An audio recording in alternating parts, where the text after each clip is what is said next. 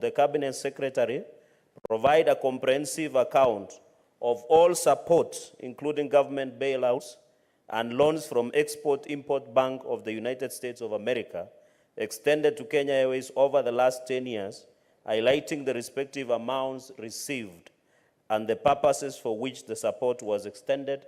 Number C, Mr. Speaker, sir, which foreign consultancy firms have been engaged by the KQ in the last 10 years to revitalize the airline, and could the Cabinet Secretary indicate the respective amounts paid to each, as well as provide an overview of the recommendations made by the firms, Mr. Speaker, sir. Finally, D, what was the rationale behind the decision of KQ to ground Boeing 787-8 Dreamliner, registered as 5Y KZJ, another Boeing 737-700, registered as 5Y KQH,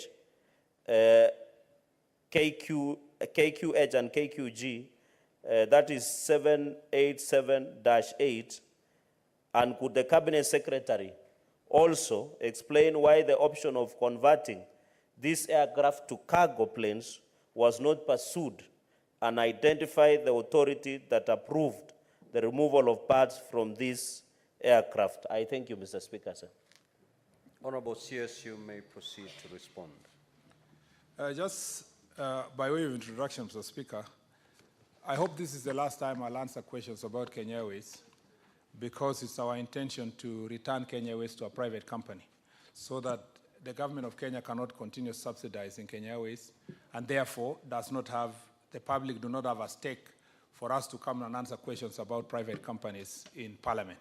So our effort in the Manifesto of Kenya Kwanza to make sure that we offload all the shares that the government owns in the Kenya Airways, so that we return it to a profitable private company that will not require the subsidies that we have had to subsidize, and converted if we convert the debt that they owe to the government of Kenya into equity, it increases their shareholding. So hopefully our manifesto objectives of getting a strategic investor will make it the last time we are discussing Kenya Airways.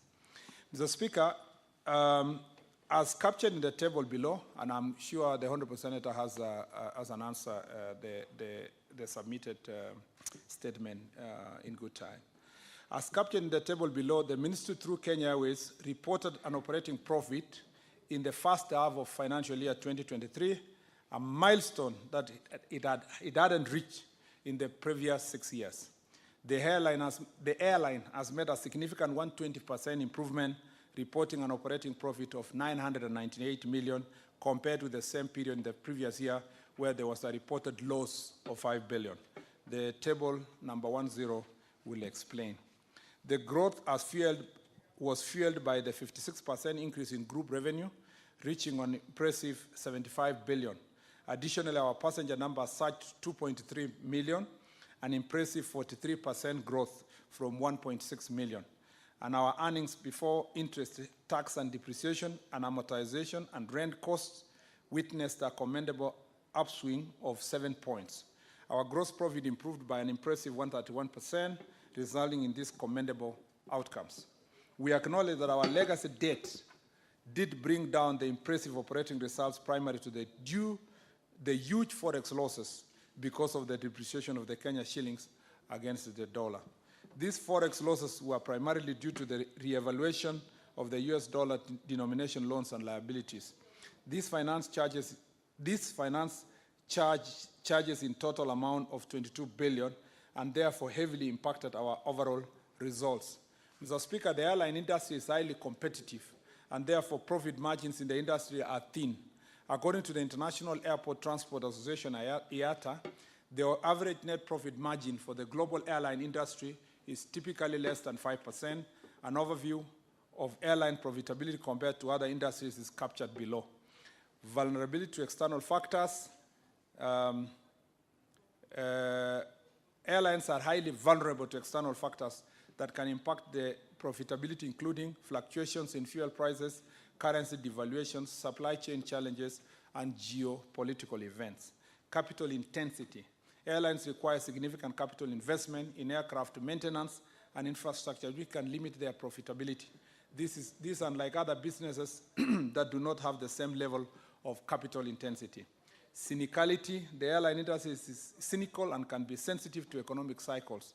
During economic downturns, demand for air travel may decline, affecting airline profitability. Regulation. Airlines are subject to extensive regulation, including safety and security requirements, which can add operational costs. Competition. The airline industry is highly competitive, with many players operating in the market. Competition can lead to price wars and reduced profit margins. Operational challenges. Airlines face operational challenges, including maintenance, scheduling, and workforce management, which can impact cost and profitability. Pricing strategy. Airlines often use dynamic pricing strategy that can affect their profit margins. Prices for air tickets can vary widely based on factors like demand, time of booking, and seat class. In summary, Honorable Speaker, while airlines provide essential transportation services, their profit margins are typically lower compared to many other industries, and their profitability is subject to a range of external factors and competitive pressure. Additionally, IATA indicates that the global airline industry is expected to return to profitability in 2024, but financial performance across regions remain diverse. The industry financials are improving in all regions from the COVID-related depths of 2020, although not all regions are expected to deliver a profit this year. Africa remains a difficult market in which to operate an airline, with economic infrastructure and connectivity challenges impacting the industry performance.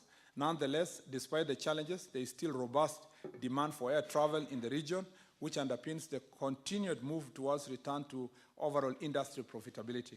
Kenya Airways' current performance for financial year 2024 projections are predicated on this forecast, and Kenya Airways targets to return to profitability in financial year 2024 as depicted in the table below. Mr. Speaker, the table below shows also the loans acquired by Kenya Airways, and I'm sure the Honourable Senator can read from the GOK loans. You can see what we've been giving Kenya Airways, including the 10 billion we gave as soon as the government came to office. I wish to inform the House that Kenya Airways was not the only recipient of the government assistance. Specifically to cope with the negative impact of COVID-19, various governments in Africa and outside Africa have provided direct support to the airlines. They include Senegal, $128 million, relief package for its tourism and air transport sector. Seychelles waived all landing and parking fees for the period from April to December 2020, and Cote d'Ivoire waived in tourism tax for transit passengers. In addition, other governments that provided fiscal support to their travel and tourism sectors are shown below. From Egypt to Ghana to Zambia to Cameroon, we've given that list. Technically, it is worth noting that KQ has no loan facility from the Export-Import Bank of the United States of America.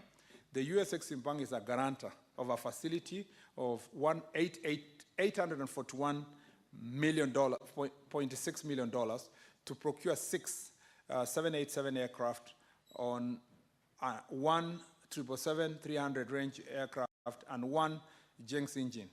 This is 90% of the total facility of the 924 million provided by Citibank and JP Morgan Chase Bank, NA. Mr. Speaker, table below gives a detailed overview of the firms contracted to provide services. Mackenzie, Mr. Speaker, operational support in Honorable Project Safari. just pause a bit. What is your intervention, Senator Fernandi? Mr. Speaker, since I have the answer and I've gone through it, to assist the House to move fast. Okay. If members want to hear. The response has been circulated to honorable senators. Yes, that is what I wanted, to assist the House to move fast, Mr. Speaker, sir. Would it be in order I ask my 2 supplementary questions so that we make progress as a House? Would that be better? You will proceed to ask question number 12, number 13, and thereafter you will. So I ask the 4 supplementary questions. Okay. So, Mr. Speaker, since you have given guidance, so allow me. Let me so just that- say, Mr. Speaker, for the record, I think it's important for the Hansard. You just say that in terms of the farms contracted, I just read the farms. I don't need to read what they do. Okay. Mackenzie was contracted in If 2015. you can paraphrase. I don't need to paraphrase the rest, Mr. Speaker. I just read the names. Great. Yeah, Proceed, Honorable. the farms contracted are 3. Mr. Speaker, for 2015 to 2016 is Mackenzie. For 2016, PJT Partners. And 2020, Seabury. I think that is all I can say, Mr. Speaker. Thank you. No. Mr. Speaker, there is an important answer, if I may, with your permission, that I'm sure even the public will be very happy to know.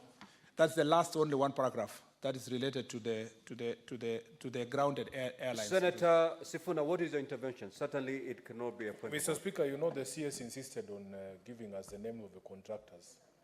But my document says McKinsey. Yes, it says McKinsey here, Mr. Speaker, on the document. He has told us Mackenzie. I don't know if they are the same. Honorable CS, can you clarify that? Mr. Speaker, let me just refer back to the document.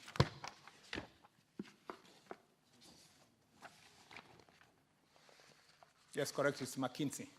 Thank you, it's McKinsey. Because there is another firm called McKinsey, so that's where the... No, not the person. There's a firm called McKinsey. Mr. Speaker, let me just...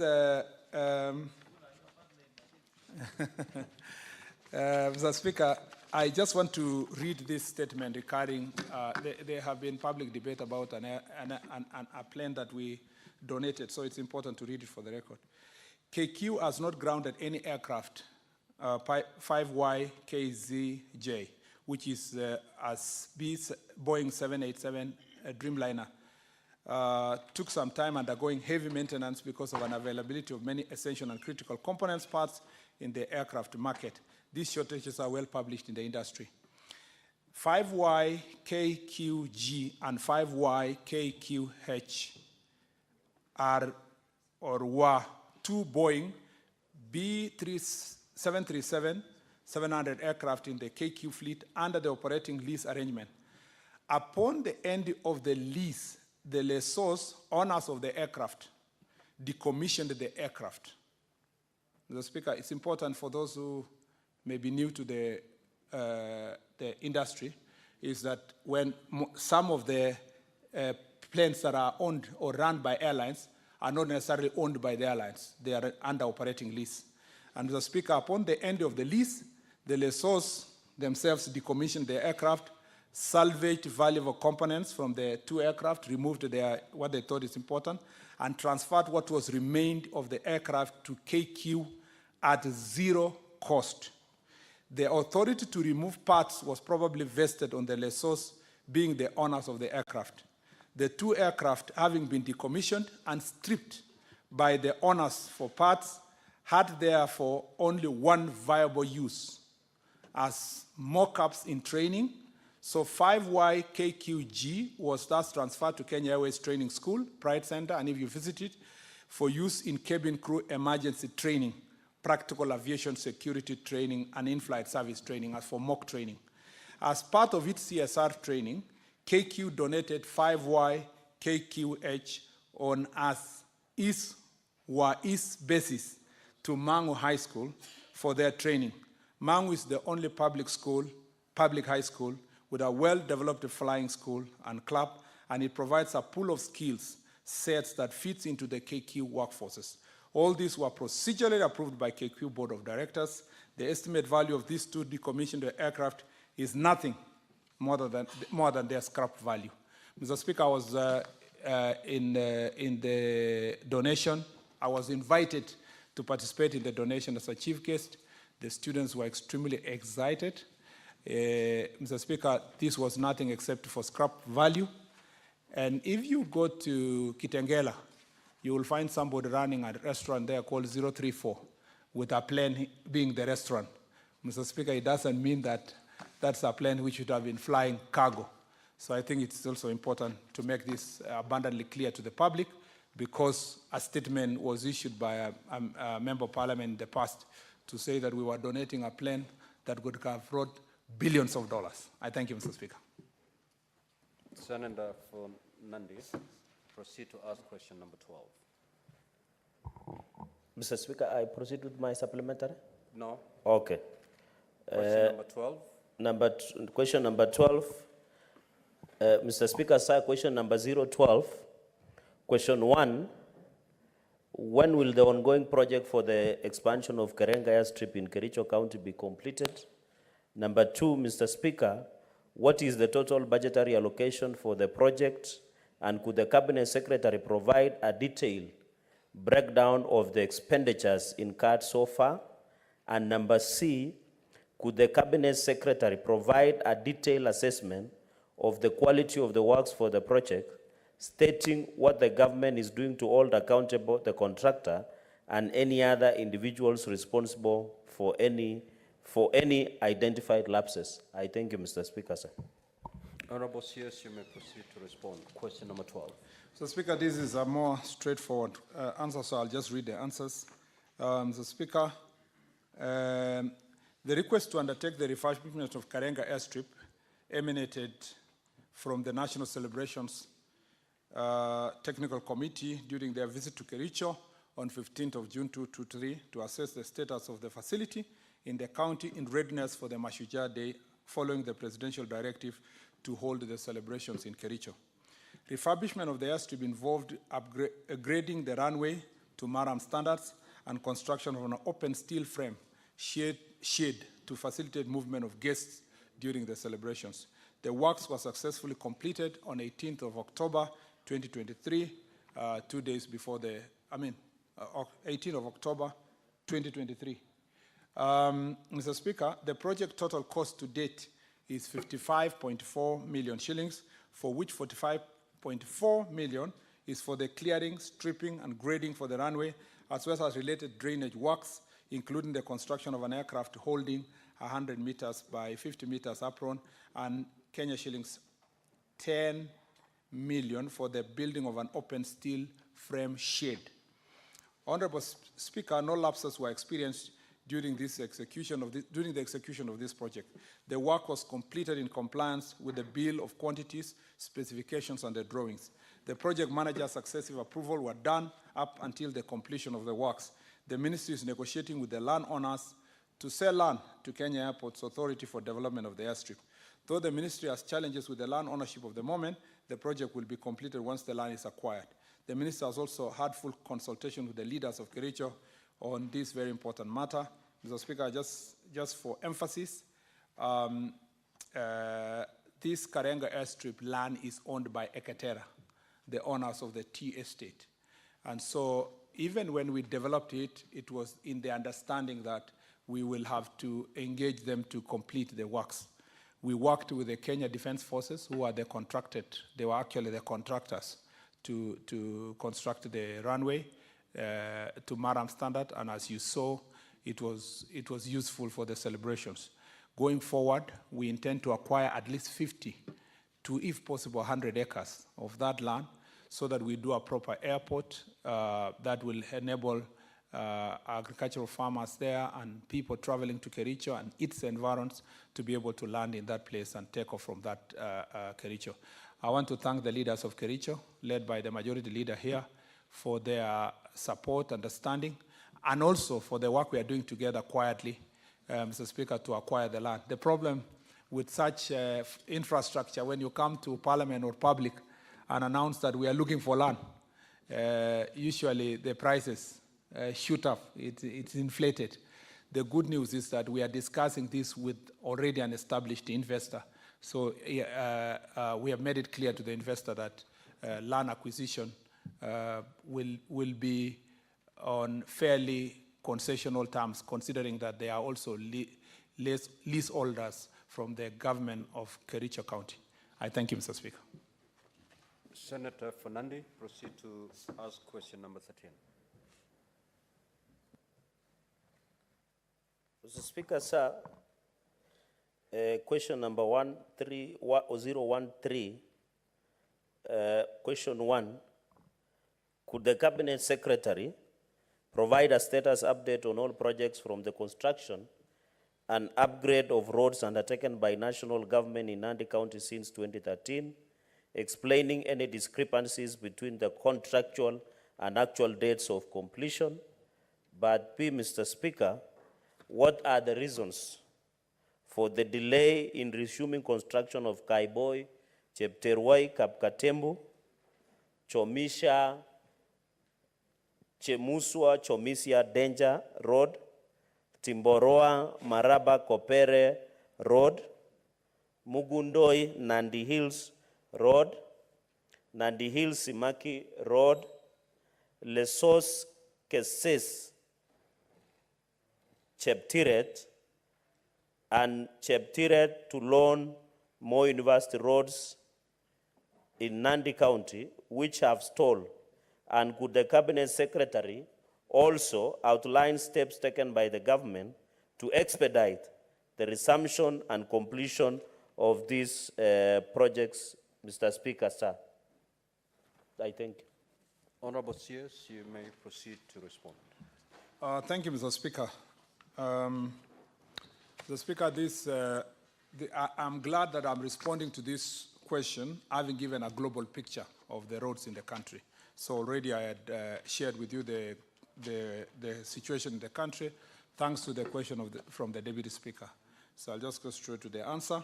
I wish to state that 183 kilometers of roads have been upgraded to bitumen standard, with 2 major bridges constructed to completion in Nandi County since 2013, undertaken by Kenya Rural Roads Authority. Details of the projects are detailed in the annex. Concerning discrepancy between the contractual and actual dates of completion, I wish to state that the ministry has faced financial challenges in the funding, as I earlier indicated, due to inadequate allocation and disbursement from the National Treasury over the years. This has culminated in the accumulation of significant pending bills from certified works. Contractors have consequently been reluctant to complete the works in the affected project, citing non-payment of their dues. The government, through the National Treasury, is working on the mechanism to facilitate significant reduction of our clearing of pending bills in the near future. This will result in the full resumption of completion of affected projects countrywide. Roads under the jurisdiction of Kenya in Nandi County have been managed through performance-based maintenance contracts and routine maintenance contracts, depending on the planned intervention and available resources. The agency is currently managing 10 ongoing maintenance contracts in the county. 9 of the maintenance projects are administered by the Western Region Office, situated in Kakamega. 1 project is administered in the North Rift Regional Office. That's the routine maintenance and support improvement of JN A8 Eldoret Kapsabet Road, which is commenced on 8th March 2024 and is scheduled to end on 4th September 2024 with a contract sum of 38,218,314. The road is 40 kilometers long, but only 22 of it's in Nandi County, i.e. from the Mlango to Cherargei. Lastly, the roads done under the jurisdiction of the Kenya Urban Roads are indicated in the table below. That is, we are upgrading to bitumen standards the Kamobo Baraton University Road, performance-based routine maintenance of Kapsabet Municipality, Nandi, which are 1, 2, 3, 4 in Kapsabet, and then routine maintenance of package 5 roads in Kapsabet, again 5 and 6, and then upgrading, Mr. Speaker, of Mosoriot Township, 5.3 kilometers. What are the reasons for delay in the resumption of the other roads, Mr. Speaker? Mr. Speaker, for the Kaiboi, Cherargei, Kapkatembu, Timboroa, Maraba, Kopere road, this road, Mr. Speaker, when I came to office, is part of the 8 roads that we discussed with the agency and terminated their contract for non-performance because they had been awarded earlier in 2016 and nothing had happened for the entire period. Those roads are in Nandi, Meru, Baringo, Elgeyo Marakwet, Kisii, Homa Bay and Makueni. They are 8 roads, and I have the tabulation I can share to the House. Mr. Speaker, the project commenced, the one for Kaiboi, Sen.Cherargei, Kapkatembu, Timbaroa, all these roads, the project commenced in February 2017 and was to be completed in February 2021. The contract has since been mutually terminated due to contractual challenges. To enable timely delivery, the works were split into 2 lots, repackaged and retendered.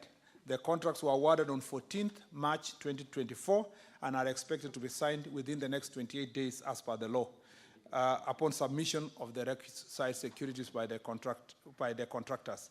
The contractors will be then mobilized and commence works with immediate effect. On the Chemuswa, Danger, Moi University, the Chemuswa, Danger, the Nandi Simaki, Lesos, Cheptiret, and the Cheptiret, Moi University roads. These are parts of the ongoing roads, Mr. Speaker, which has faced challenges of completion. The project was originally scheduled for completion in August 2020, long time ago, but this has since been revised to August 2025 due to inadequate budgetary allocation that have led to the contractor being unable to complete the projects due to cash flow challenges. Mr. Speaker, just for the comfort of the other senators who may not have asked a similar question, this is what I told you earlier, that in the entire country, about 60 billion shillings is spending in Kera roads, from Mombasa to Malaba, from Lokichokio to Loitoktok. All of them suffer this kind of consequences, Mr. Speaker. That's why I told you I had to read the global statement so that even those who will ask follow-up questions appreciate that the circumstance under which we are operating is a very poor budgetary allocation. Mr. Speaker, the last part is the Mugundoi Nandi Hills Road was proposed for upgrading to bitumen standards though we have been maintaining the road to achieve motorability utilizing 22% of the fuel levy funds. I acknowledge the completion of the Timbaroa, Mateitei, Seko, Kopere Road have faced significant delays due to contractual challenges caused by inadequate budget allocation. The contractor achieved 47 kilometers of tarmac, but was unable to complete the total contract at 94 kilometers of roads despite numerous interventions. Consequently, the ministry, in consultation with the Office of the Attorney General, mutually terminated the contract on 28th of August 2023. This paved way for the retendering of the remainder of the works advertised on 27 October 2023. To enable timely delivery, the works were split into 2 lots, repackaged and retendered. The contract was awarded on 14th March 2024 and are expected to be signed in 28 days, as I said earlier. Contractor will be required to mobilize and commence immediately. I thank you, Mr. Speaker. Senator for Kisumu, proceed to ask question 010. Thank you.